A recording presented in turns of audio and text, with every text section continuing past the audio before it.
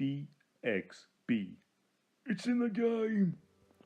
Back in the mid to late 90s, I have very fond memories of whiling away hours on Sim Tower on my PC. Put on there with a collection of floppy disks, probably only like 2 or 3 of them. That was a very low resolution, very early sim game brought to us by the master of the genre, Sid Meier. So it really excites me that on my Xbox One, here I am doing a review of Project Highrise, which in many ways is the business management successor to what Sim Tower was. Now, I think there's been a couple of the sort of tower block, high-rise type management games over the years, but it's not exactly been a genre filled with competition.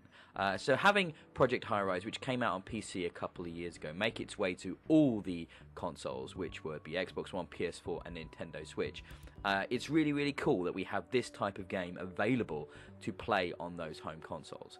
I've reviewed this predominantly on the Xbox One, but I've also given the Nintendo Switch version a go. And the Nintendo Switch version, I'm just going to mention now, is identical in every way to the Xbox One version. One of the things I'm a little bit sad to see is that it doesn't have really any touchscreen integration, which would have made a management game like this quite cool. However, it's still a lot of fun to play on the go, so I can't complain about that too much. Now, as you're watching this video, you can see that Project Highrise has got a sort of Art Deco stylized look to it, but it's got quite basic and simplistic visuals which suit the type of game well. There's a few different game modes. You've got the main sandbox mode, in which you just want to build the biggest tower. You've got a handful of scenarios, and that's basically it, as well as a tutorial mode.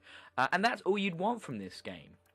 You've got the scenarios to give you pretty basic, straightforward challenges, but really what you're going to spend the most time in is in that sandbox mode, building your high-rise as tall as it can go, full of shops and businesses and offices and facilities, and you can do it as a hotel, you can put casino stuff in there, you name it, you can do it in a vertical city. It's really cool. It's a lot of fun, actually. I guess it's important to talk about how well the controls of a game like this translate to console. Now, I've played a bunch of management games recently on console as more of them are getting ported across, and I think this control scheme is fine. It's simple enough to understand. The menu layout can be a little bit befuddling at times, and the icons aren't always the most obvious for what they represent. Tooltips are always available by a push of a button, and you can also bring up the sort of control layout very easily at any time within the game as well. But it's not perhaps the most intuitive layout, and that's mainly the only criticism I have for this game. It runs well, it looks nice, it's the kind of chill out management game you can play at your own pace, with pausing and fast forwarding by pushing up higher and higher and outside and further out to the sides as much as you want with your building. I had a really good time playing this game. It's very much my kind of chill game. Put a podcast on, put an audiobook on, put some music on Spotify, and just chill out and build and develop. Now, this is a really cool package that these guys here at Calypso have brought to the console, because it includes all the previously released DLC for Project Highrise. So you've got London set stuff, you've got some Tokyo set stuff, you've got the kind of Las Vegas hotel casino elements, which are a big part of the game now as well. And you can really decide how you want to develop your city in the sky. Do you want to focus on office space and, you know, lots of sort of commercialization? Do you want to focus on apartments and being like a big sort of residential tower block? Or do you want to make that glitzy hotel casino that you've never had a chance to quite visit in Las Vegas? Now, all these are options, or a combination of the three, which is certainly the way I played this game, as you're seeing in the video.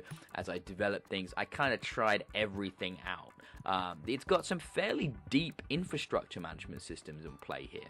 While the visual presentation is quite simple, there's plenty of depth to what you can do when it comes to laying out the power distribution, the water distribution, services for your clients, services for your residents and for your businessmen, as well as deep management of electrical layouts, telephone layouts, and more and more and more as the game goes further and further and expands, and you're always unlocking new building types, new facility types, and new amenities for your residents. It's really good fun. If you're into that kind of thing. If you're not into that kind of thing, I suspect you'll never even look at this game, and that's perfectly fine. But as someone who grew up on the Sim games, on SimCity and Sim Tower, and then the Civ games, this kind of management game where I can just build and be creative in ways that I maybe hadn't had a chance to do on console is really freeing and enjoyable. I like the fact that now that I've looked into this game a bit more, I can see that some people's tower layouts are perhaps a little bit more creative than what I've gone for, which is just continuous growth. You can definitely do interesting things with the way that you actually want to set out your building if you're feeling particularly artistic. I really enjoyed Project Highrise Architects Edition on Xbox One and Nintendo Switch. It's also available on PS4 and PC. And because of this, I'm going to give it a really solid, fills me with joy, 4 out of 5 stars. BXB. It's in the game.